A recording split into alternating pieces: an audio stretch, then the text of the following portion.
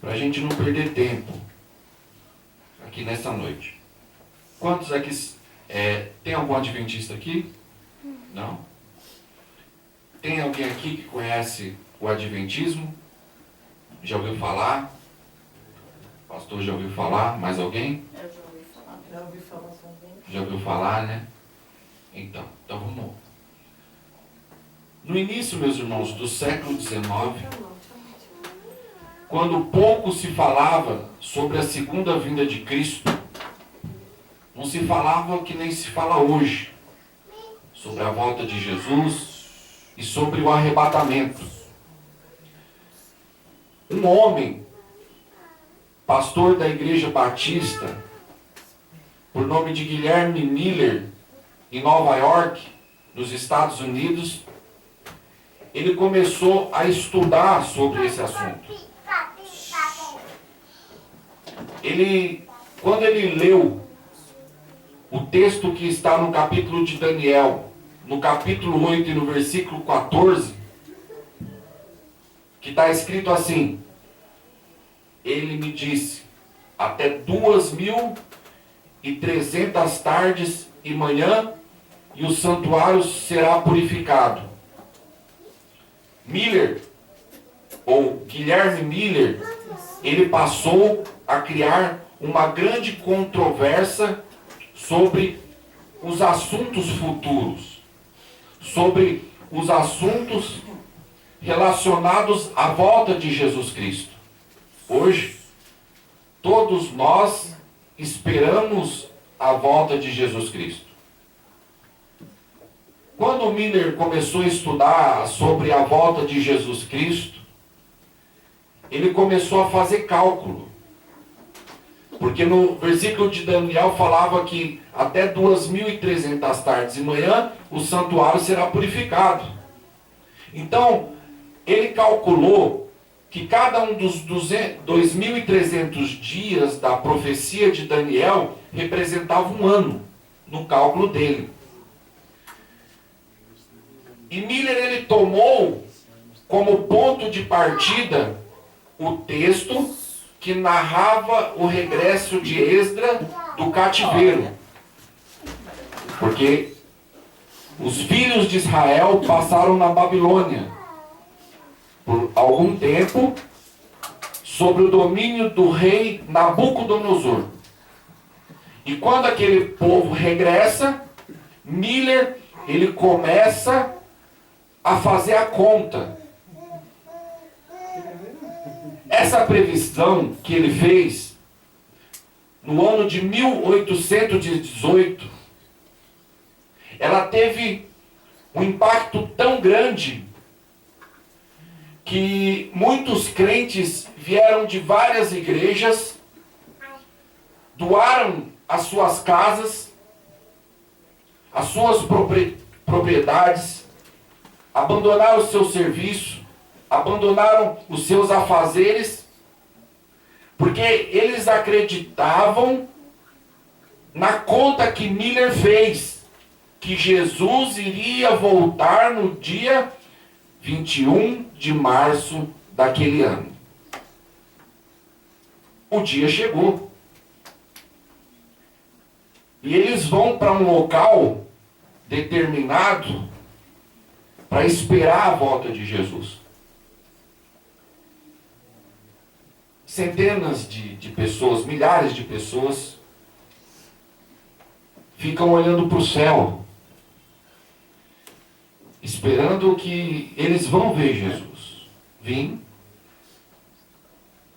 E como eles acreditavam que Jesus ia vir naquela data, eles venderam as suas casas. Pô, se Jesus vai voltar, para que eu vou ter casa aqui nessa terra? Vendeu. Para que eu vou ter meu serviço? Pediu a conta. E ficou todo mundo esperando Jesus voltar, naquela ansiedade. Hoje eu vou para o céu, hoje eu vou subir. Mas Jesus não voltou naquele dia. Imagina a frustração daquele povo. Por isso que você tem que entender o que é uma seita. o que é uma interpretação errada das Escrituras. Por isso que é muito importante procurar entender o que está escrito. Ele era um pastor da Igreja Batista. Ele tentou estudar, ele tentou calcular.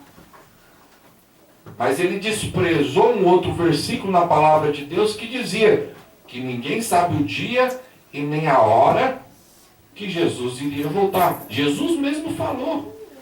Só o meu Pai do céu sabe. Aí Miller, ele começa a calcular. Bem, Jesus não voltou. O que Miller fez? Ele voltou para casa, pegou as anotações dele, tudo que ele tinha escrito, os rascunhos, escreveu daqui, escreveu dali. Ele falou, errei. Em 1 ano. Daqui 1 ano é que ele vai voltar. Aí aquele povo frustrado, né, falou, bom, vamos esperar mais 1 ano, né? Ora, 1 ano não é muito tempo. Ele veio aí direto. 1 ano de consagração, imagina só. Porque se você sabe que Jesus vai voltar, o dia certo que ele vai voltar, você começa a se preparar, né? Por isso que muito é pego de surpresa, porque não sabe o dia, né? Ele vem como um ladrão. De repente você vai atravessar a rua, ele veio que nem um ladrão. A gente não sabe. Né? A veia do nosso coração, pá, voltou como um ladrão. Então não é só arrebatamento.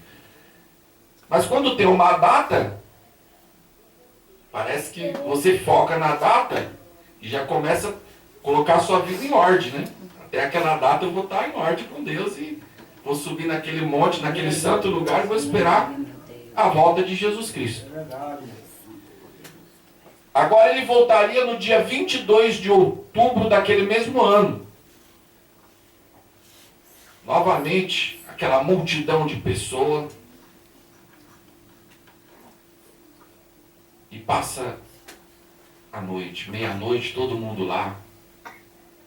Acho que tinha gente que levou até binóculos para ver se... Né? Será que eu quero ser o primeiro a ver Jesus voltar? Né? E vai olhando.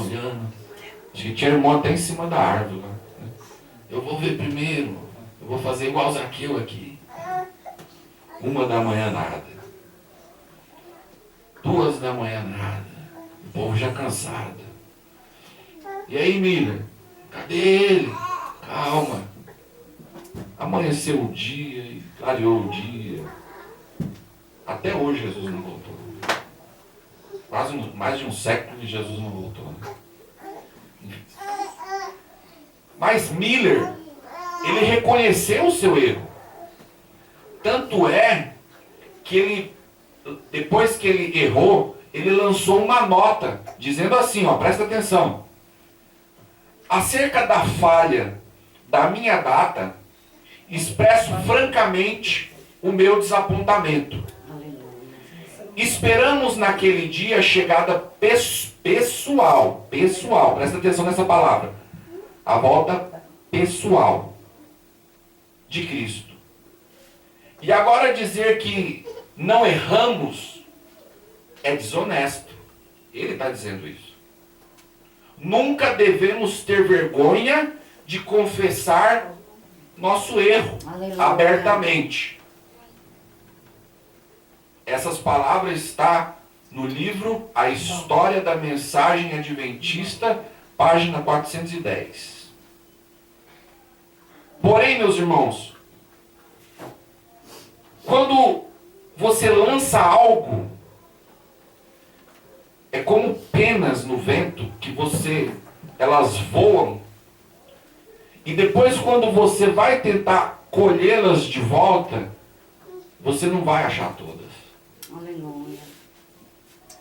Da mesma maneira, as pessoas que ouviram a mensagem dele, nem todos voltaram atrás. Alguns dos seguidores dele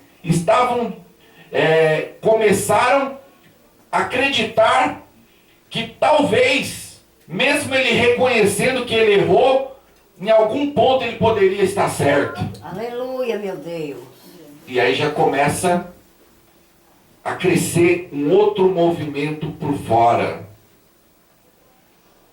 Dos muitos grupos que haviam seguido, 3 grupos se uniram para formar uma nova igreja baseada numa nova interpretação da mensagem de Miller. Aleluia. Miller lança a semente, Miller erra, Miller confessa que errou, mas um grupo persiste e ir adiante com o erro de Miller. E vai e leva a mensagem. Esta nova interpretação surgiu de uma suposta revelação. Olha a revelação aí. De um homem chamado Ian Edson, discípulo e amigo de Miller. Segundo Edson, Miller não estava equivocado em relação à data da vinda de Cristo, mas ele estava equivocado ao lugar que ia acontecer isso. Então ele disse assim: Cristo, ele havia entrado no santuário celestial e não no terrenal, para fazer uma obra de purificação ali. Aleluia. Por outro lado, quando você acredita que ele vai fazer uma purificação no lugar celestial, é uma afirmação que existia sujeira no céu. E Deus não habita com sujeira. Aliás, o céu já havia sido purificado quando a terça parte dos anjos se rebelaram. E houve batalha no céu. Miguel e seus anjos lutaram contra o dragão, antiga serpente. E Jesus falou assim: antes da morte dele, eu vi Satanás cair como um raio de fogo. Aleluia, meu Deus. Então, essa nova teoria de que o céu iria ser purificado é uma das mensagens adventistas que eles pregam hoje, que eu não concordo, né?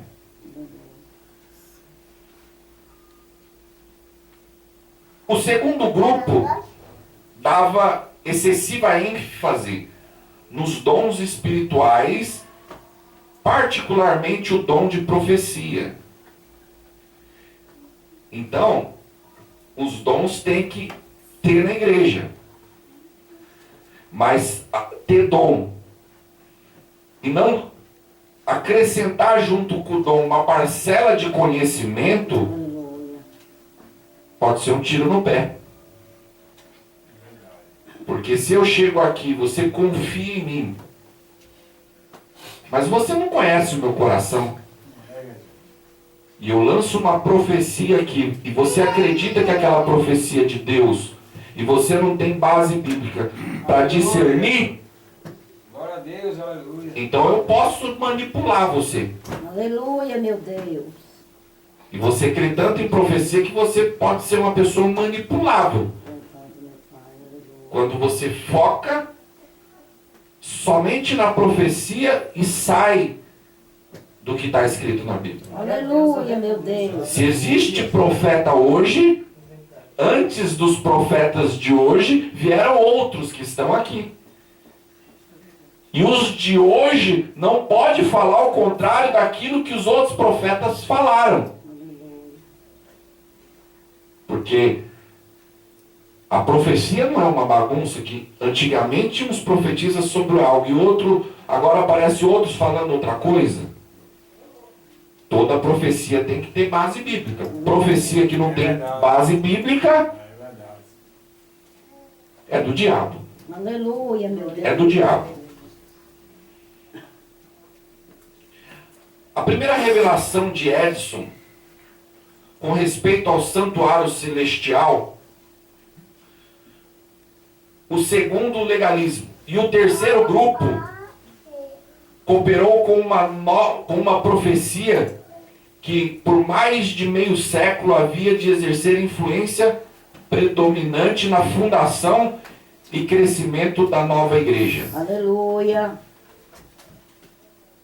O adventismo do sétimo dia, ela tem pouca coerência com a revelação divina dada através das Escrituras. A guarda do dia do sábado é, sem dúvida, o principal ponto de controvérsia da doutrina do adventismo do sétimo dia.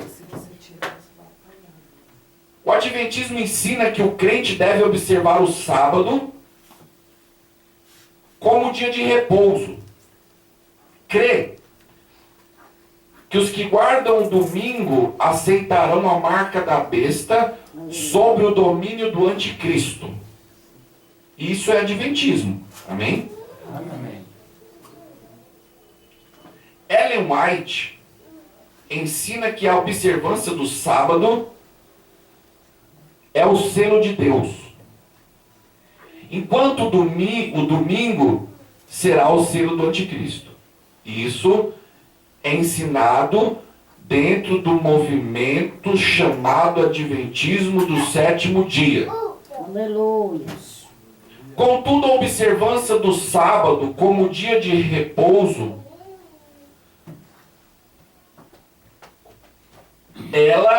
nós entendemos que ela era uma prática feita pelo judaísmo.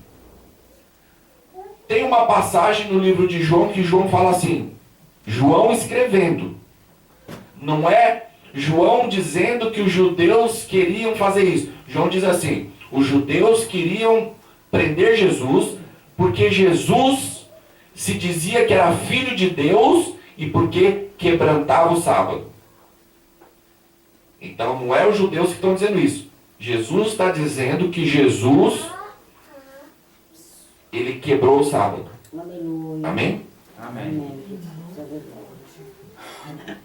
Evidentemente, não temos qualquer preconceito contra o adventismo pelo simples fato dos seus adeptos guardarem o sábado. Nós, cristãos, a gente não tem nada contra o cara querer ser um adventista e querer guardar o sábado.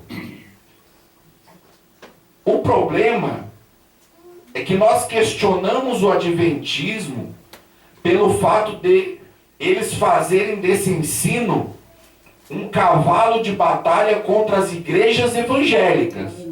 Os adventistas, eles batalham contra a igreja evangélica. Não pensa vocês que é eles na dele e nós aqui, não.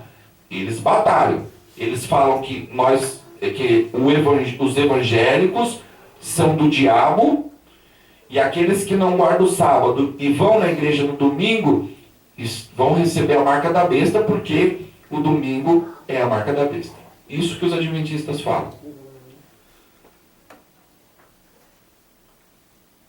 Porém, as Escrituras,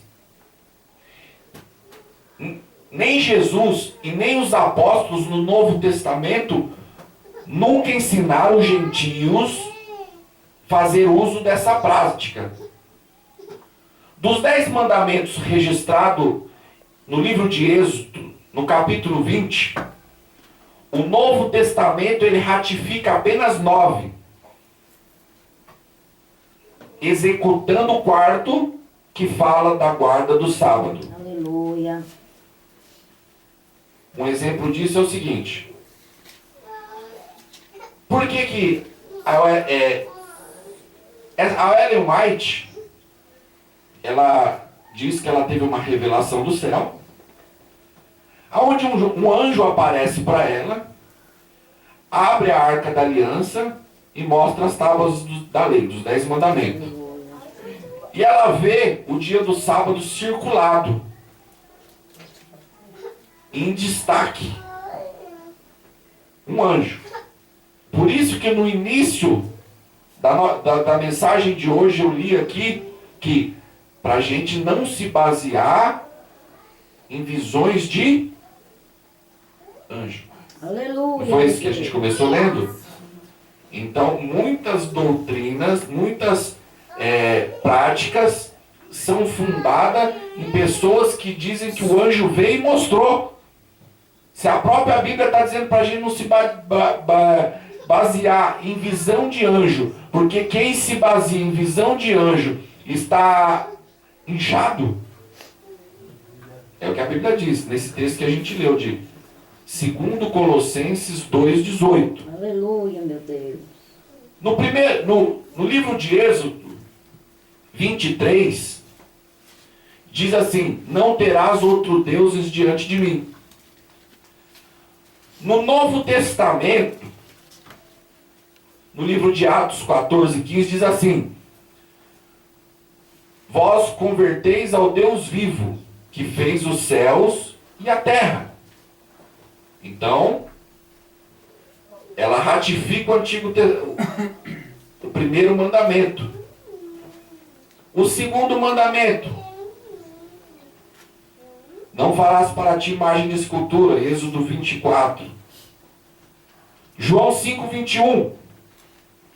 Filhinhos, guardai-vos dos ídolos. Terceiro mandamento: não tomarás o nome do Senhor em vão, Êxodo 27.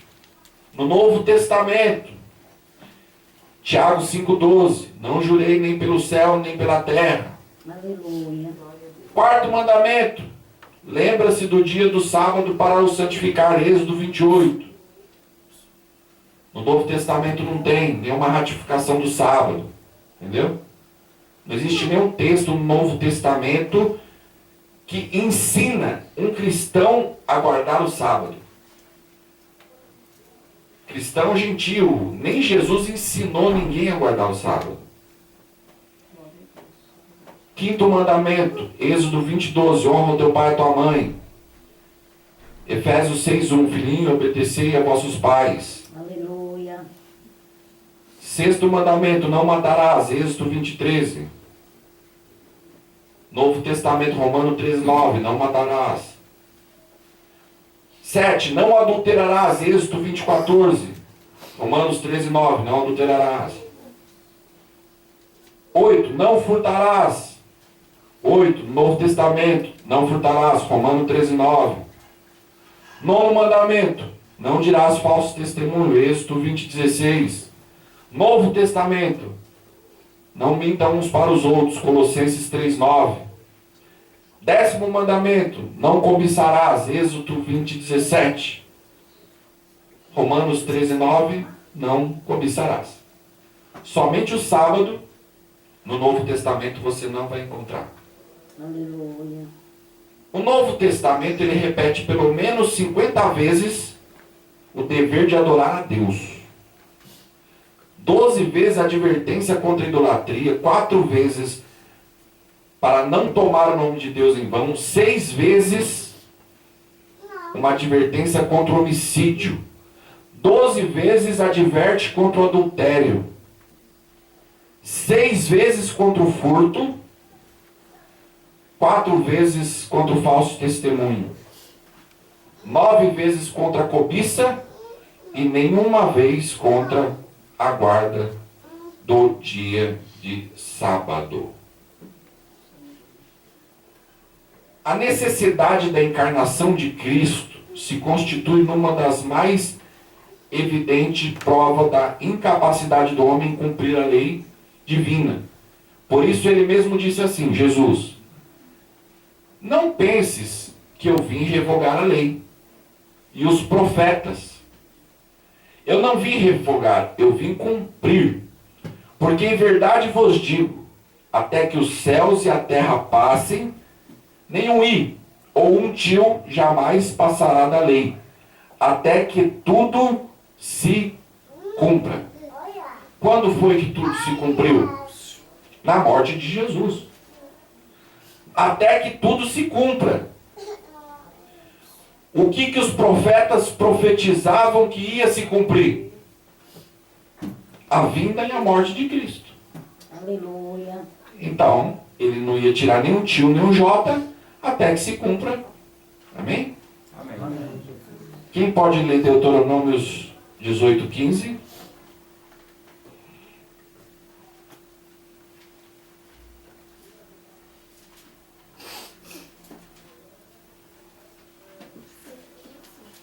Isso.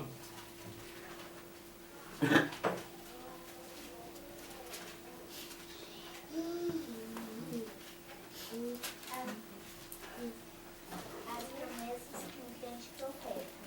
O Senhor teu Deus te despertará um profeta em meio a ti, teus irmãos, como eu. Ele ouvireis. Então, a ele ouvireis. Então, tudo que tinha que se cumprir, se cumpre no nascimento e na morte de Cristo. Cristo nasceu sobre a lei, ele foi circuncidado segundo a lei, ele foi apresentado no templo segundo a lei, ele ofereceu sacrifício no templo segundo a lei, foi odiado segundo a lei e foi morto segundo a lei. Aleluia. Segundo a lei. Mas quando ele ressuscita debaixo da graça. A lei já não cabe mais a lei, né? Aqueles sacrifícios, aqueles rituais que se fazia, não se cabe mais, porque aquilo lá foi algo exclusivo do povo judeu, que representava tudo o que acontecia nas festas, tipificava Cristo de alguma forma. Aleluia. Aqueles animais mortos simbolizavam a morte de Jesus. Tanto é que quando Jesus morre, acaba a morte de animal. Então, tudo se cumpriu nele.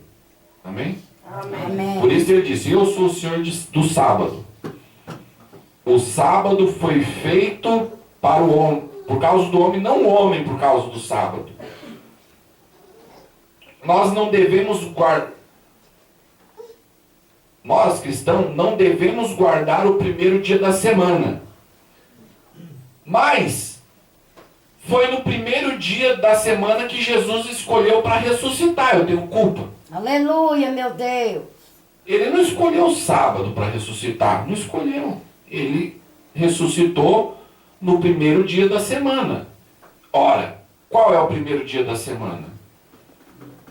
Domingo. Né? Ele é segunda. Existe segunda sem primeiro? Não existe. Entendeu? Segunda sem primeiro? Não existe. Aleluia. É meio complicado, né? Nessa matemática aí você tira zero se for fazer na escola. Além da guarda do sábado, o adventismo do sétimo dia introduziu sua crença pelo menos 3 crendices muito sinistras. O estado da alma após a morte, o destino final dos ímpios e de Satanás, Aleluia. e a obra da expiação. O adventismo ensina que após a morte do corpo, a alma é reduzida ao estado de silêncio, de inatividade e de inteira inconsciência. Isto é, entre a morte e a ressurreição, os mortos dormem. Mas esse ensino ele contradiz vários textos das Escrituras. Apocalipse 6, 9. Quem pode ler? Quem está afiado na palavra de Deus aí? E outro também pode ler Lucas 16, 22. Aleluia, meu Deus. Os adventistas ensina que após a morte do corpo, a alma é reduzida a um estado de silêncio, que não tem consciência. Pode ler. E, havendo aberto o 5º selo, vi debaixo do altar as almas dos que foram mortos por amor da palavra de Deus e por amor do testemunho que deram. Pode ler. E clamavam com grande voz, dizendo: até quando, ó verdadeiro até quando o verdadeiro e santo. Tá bom. Amém. Presta atenção. Se, segundo os adventistas, a alma dorme, a alma não tem consciência após a morte, como é que João viu as almas daqueles que foram mortos pela espada clamando a Deus? Como que uma pessoa que não tem consciência clama? Como que uma pessoa que está dormindo, que está com a mente num estado de vegetação eterna, tem consciência para perguntar para Cristo quando é que Jesus vai interceder por eles através da espada que eles sofreram? Aleluia. Como é? A consciência e a inconsciência não caminham junto não, meus irmãos. Vai no hospital para alguém que está no estado vegetativo lá e pergunta alguma coisa para ver se ele sabe te responder. Não vai te responder. Morte cerebral. Então como é que na eternidade, segundo os adventistas, a pessoa está no estado vegetativo, mas João vê aqueles que dormiram no Senhor clamando e falando com Deus? Glória a Deus. Aleluia. É a Bíblia que está dizendo. Próximo. 22. E aconteceu que o morreu e foi levado pelos anjos para o seio de Abraão. E morreu também o rico, e se foi sepultado. Pode ler mais um pouquinho. E no Hades e que os olhos, estando em tormentos, e viu longe Abraão e Lázaro no seu seio. Amém. Aí é uma parábola. Eu não vou entrar no mérito se realmente o rico e o Lázaro existiu. Eu não vou entrar nesse mérito. Mas Jesus, ele está fazendo um comparativo do que existe na eternidade. Ou Jesus, ele vai fazer o comparativo de algo que não existe. Não é verdade? Jesus, ele fala que Lázaro na eternidade, é uma passagem muito conhecida do pastor, né, pastor? Que Lázaro estava na tranquilidade, de um lado, né? Tinha sido fiel a Deus, estava descansando, né? A alma dele estava em paz com Deus, sorriso lá em cima, assim, ó. E do outro lado, o rico estava num tormento, Aleluia. num desespero. Garganta seca. Ele queria que pelo menos Lázaro colocasse algo na boca dele ali para dar uma aliviada do fogo ali. Ó. Aleluia. Mas Jesus ensinou que depois da morte existe uma separação. E existiu uma consciência no rico que gostaria que ele fosse aliviado. Então existe um estado de consciência.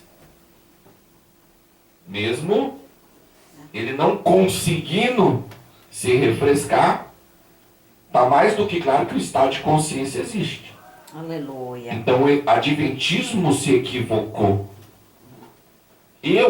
Então por quê? Agora eu vou fazer uma pergunta. Por que eu vou pertencer a uma igreja que dá algumas falhas terríveis com a palavra de Deus? Ela pode ter um discurso bom sobre o que diz respeito a uma vida saudável, Aleluia. uma alimentação saudável, né? Que os adventistas, por este lado, eles são extremamente fervorosos no que diz respeito à saúde, né? Aos produtos naturais, Só que esse fervor adventista que fala dos alimentos naturais não substitui o que as Escrituras ensinam a respeito da salvação. Aleluia, meu Deus. Porque boas ações os espíritas fazem. Faz. Dentro da maçonaria existe boas ações. Aleluia. Até a Dilma de vez em quando faz boas ações. Mas boas ações não mascaram aquilo que é a doutrina verdadeira ensinada por Jesus. Aleluia. Comer bem pode ser que prolongue os seus dias de vida na terra. Deixar a gordura de lado, o açúcar de lado, principalmente quando você vai chegando numa certa idade, né? Criança é uma coisa, né? É pirulito toda hora. É bombom, sorvete, né? As crianças já ficam pensando no bolo, na Coca-Cola. Já fica imaginando, né, o que tem lá na geladeira quando chegar lá, né? Isso é Saltar lá criança, dentro. não, imagina. É o Zé também. Eu nem vou falar muito de doce aqui. Vamos ter que Quando diabetes. chegar lá, ó. Vai procurar o menininho, ele tá lá no canto, ó. O que você tá fazendo aí? Tô mandando ver aqui. E não dá não, chocolate que eles sabem onde tá, pra vocês verem o que acontece. O ouvido dói. Mas eu vi. Tá lá em cima. Eu vi. Enquanto você não der. Não é assim? Mas que isso não substitua essa doutrina de comer bem. Aleluia. Não substitui o que realmente é importante para a salvação da tua alma. Glória a Deus. Glória a Deus, aleluia. Amém? Amém.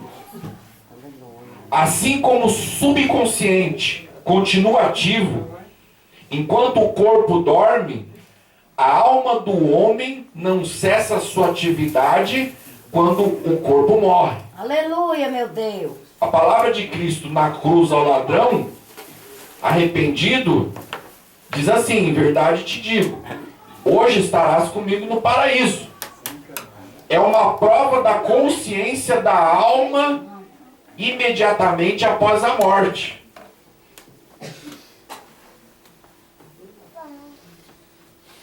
O destino final dos ímpios é uma outra doutrina sinistra do movimento adventista do sétimo dia. Aleluia.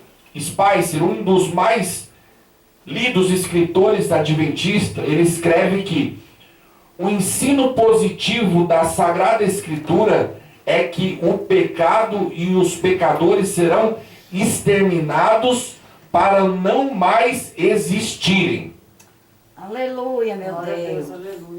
Os adventistas, eles acreditam que quando um pecador morre, no dia do juízo, Deus vai exterminar ele para que ele nunca mais exista.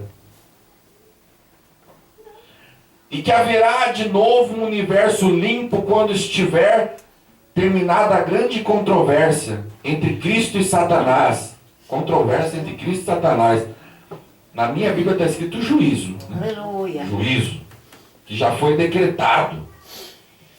É evidente que este ensino entra em contradição com as seguintes passagens da Bíblia, que eu gostaria que algum dos senhores lesse nessa noite. Aleluia. Alguém que puder ler no livro de Daniel, no 12:2. Alguém também que puder ler no livro de Apocalipse, no capítulo 20 e no versículo 10. Aleluia. As crianças dessa igreja aqui são muito afiadas. Viu? Você escuta até o barulho da lâmina. Viu? Aleluia. Daniel quanto?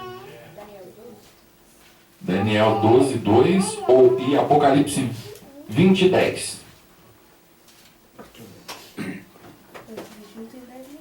Daniel 2:2. 12:2, né? E muitos dos que dormem no pó da terra ressuscitarão, uns para a vida eterna e outros para vergonha e desprezo eterno. Eternidade. Amém? Amém. Então, esse negócio de que morreu, acabou, não. Que nem o nosso irmão leu ali. Uns ressuscitarão para a vitória eterna, Aleluia. para a vida eterna. E outros ressuscitarão para vergonha e desprezo eterno. Aleluia, meu Deus. Não é vergonha e desprezo momentâneo, ou vergonha e desprezo até o juízo, não. Vergonha e desprezo eterno. Eternidade é algo que não tem fim. Amém? Que não tem como contar dia e hora. Aleluia. Quem queria ler o outro versículo? Vamos ler Apocalipse, né? Pode ler, quem? E o diabo que os enganavam foi lançado no lago de fogo e enxofre, onde está a besta e o falso profeta. Aleluia. E de dia e de noite serão atormentados para todo sempre. Para todo sempre. Aleluia, meu Deus. Para todo sempre. Né? Então, eu não posso concordar com alguém que vem com o ensinamento que após a morte, após o juízo, o homem mau vai ser aniquilado, vai ser destruído. Eu não posso concordar. Eu concordo com o que está escrito nas Escrituras. Amém? Amém. Hoje não vai dar tempo, mas é muito importante também falar uma outra hora, em outro momento, sobre a grande profetisa dos adventistas, né? Aleluia. A famosa Ellen White, que no adventismo, a questão ela é o espírito de profecia dos adventistas. Espírito de profecia. Lá no adventista, Ellen White, ela é mais famosa do que Moisés. Aleluia. Mais famosa até do que o próprio Jesus. Porque se Jesus e os ensinamentos de Jesus não foram suficientes para eles, a ponto de Deus ter que enviar uma outra profeta, isso é grave. Aleluia. Isso é grave. E se você, lá dentro do adventismo, tentar questionar Ellen White, você pode ser expulso da igreja, tá? Só para você ter uma ideia. Aleluia. Ela é mais importante do que Jesus. Pode questionar Jesus. Mas não questiona Ellen White. Porque você pode correr o risco, se você for um pastor, de perder o seu cargo e ser tirado fora do convívio da igreja com os membros. Aleluia. A doutrina da expiação, que é aquela doutrina, né, que eles dizem que, segundo o Adventismo do sétimo dia, a doutrina da expiação é explicada partindo do seguinte raciocínio, que em 1844, Cristo começou a purificação do santuário celestial. Lá no começo, quando a gente falou sobre Guilherme Miller, né? E Guilherme Miller se retratou do que ele tinha errado.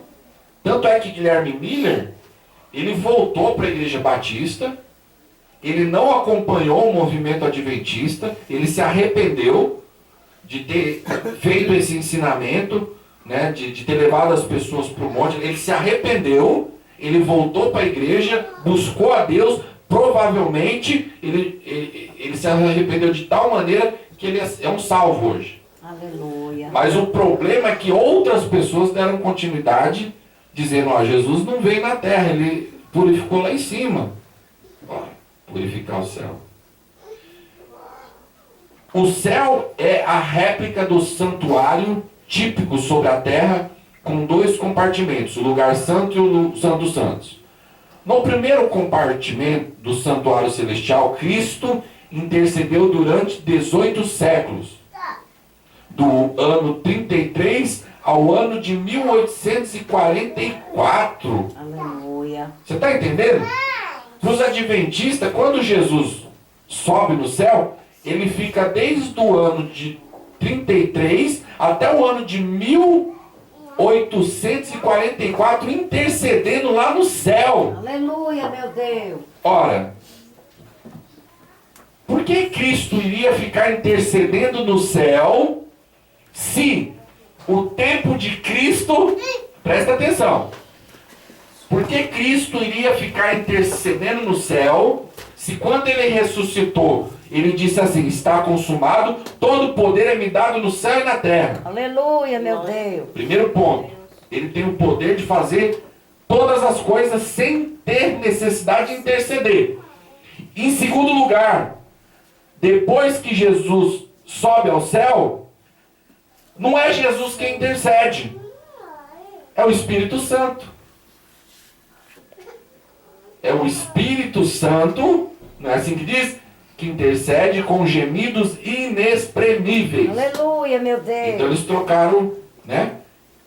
Além de não precisar ter a expiação de Cristo permanecer inacabada, pois havia ainda uma tarefa a ser realizada, a saber, a remoção de pecados do santuário no céu.